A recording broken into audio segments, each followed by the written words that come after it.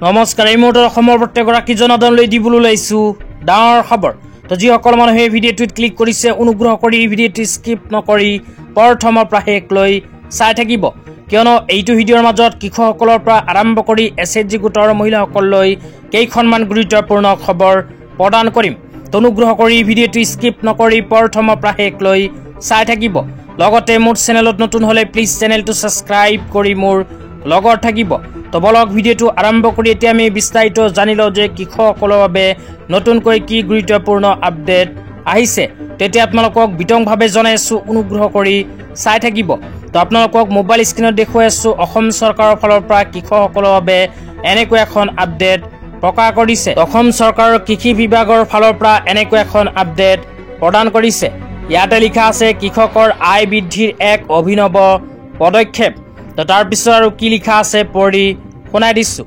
তাৰপিছত লিখা আছে কৃষিৰ জৰিয়তে অসমৰ অৰ্থনীতিয়ে এখন নতুন আকাশ স্পৰ্শ কৰাৰ দিশত ধাৱমান হৈছে। ইয়াৰ দ্বাৰা বিকাশৰ এক নতুন পৰিৱেশ নিৰ্মাণ হৈছে। তো ইয়াৰ লগতে আৰু কোৱা হৈছে 1 এপ্ৰিল 2025 পৰা ৰাজ্য চৰকাৰে প্ৰদান কৰিব অতিৰিক্ত মূল্য। সংগৃহীত ধানৰ ক্ষেত্ৰত 250 টকা প্ৰতি কুইণ্টলত অতিৰিক্তকৈ প্ৰদান কৰিব অসম চৰকাৰে। 2 নম্বৰত কৈছে সংগৃহীত সৰিয়হৰ ক্ষেত্ৰত 500 টকা প্ৰতি কুইণ্টলত অতিৰিক্তকৈ প্ৰদান কৰিব অসম চৰকাৰে। তো ইয়াতে কোৱা অনুযায়ী যিসকল কৃষকে খেতি বাতি কৰে সেইসকল কৃষকৰ বাবে এক গুৰুত্বপূৰ্ণ ঘোষণা কৰিছে। তো অসম চৰকাৰৰ ঘোষণা কৰা অনুযায়ী যিসকল কৃষকে ধান খেতি কৰে সেইসকল কৃষকক এতিয়া প্ৰতি কুইণ্টল ধানৰ মূল্য 2300 টকাৰ পৰিৱৰ্তে প্ৰদান কৰিব 2550কৈ টকা।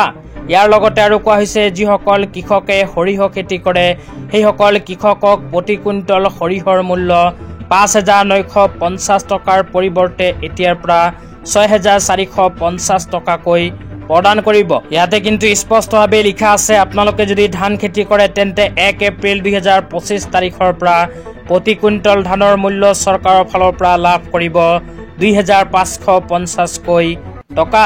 তেতিয়া আপোনালোকক দিবলৈ ওলাইছোঁ আজি দ্বিতীয়টো খুবেই গুৰুত্বপূৰ্ণ খবৰ। অনুগ্ৰহ কৰি ভিডিঅ'টো স্কিপ নকৰি চাই থাকিব। আজি দ্বিতীয়টো গুৰুত্বপূৰ্ণ খবৰ হ'ল মুখ্যমন্ত্ৰী মহিলা উদ্যমিতা অভিযান আঁচনিলৈ।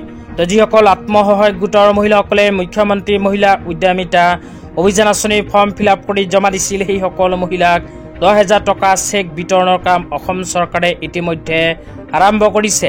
কিন্তু এইবোৰ আত্মসহায়ক গোটৰ মহিলাসকলে কিন্তু 10,000 টকা চেক নাপাব।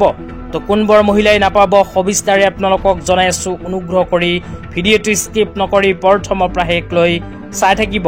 অসম চৰকাৰে 1 এপ্ৰিল 2025 তাৰিখৰ পৰা মুখ্যমন্ত্ৰী মহিলা উদ্যমিতা অভিযান আঁচনিৰ চেক বিতৰণৰ কাম আৰম্ভ কৰিছে। তো কোনবোৰ মহিলাসকলে 10,000 টকা চেক নাপাব আপোনালোকক জনাই দিছোঁ। তো 1 নম্বৰত কৈছে যিসকল আত্মসহায়ক গোটৰ মহিলাসকলে সাধাৰণ আৰু OBC কাষ্টত অন্তৰ্ভুক্ত সেইসকল মহিলা যদি 3টাতকৈ অধিক সন্তান থাকে তেন্তে 10,000কৈ টকা নাপাব। 2 নম্বৰত কৈছে SC ST মৰাণ মটক চাহ জনজাতিৰ অন্তৰ্গত মহিলাসকলৰ যদি 4টাতকৈ অধিক সন্তান থাকে তেন্তে মুখ্যমন্ত্ৰী মহিলা উদ্যমিতা অভিযান আঁচনিৰ 10,000 টকা চেক নাপাব। তাৰপিছত 3 নম্বৰত কৈছে যিসকল আত্মসহায়ক গোটৰ মহিলাৰ কন্যা সন্তান আছে সেইসকল মহিলাই যদি নিজৰ কন্যা সন্তানজনীৰ শিক্ষাৰ প্ৰতি গুৰুত্ব নিদিয়ে সেই ক্ষেত্ৰতো 10,000কৈ টকাৰ চেক নাপাব। এইবোৰ আত্মসহায়ক গোটৰ মহিলাসকলে যদি মুখ্যমন্ত্ৰী মহিলা উদ্যমিতা অভিযান আঁচনিত আবেদন কৰিছিল তেন্তে 10,000কৈ টকা চেক নাপাব। লগতে যিসকল আত্মসহায়ক গোটৰ মহিলাসকলে এতিয়ালৈকে চেক পোৱা নাই অতি শীঘ্ৰে লাভ কৰিব।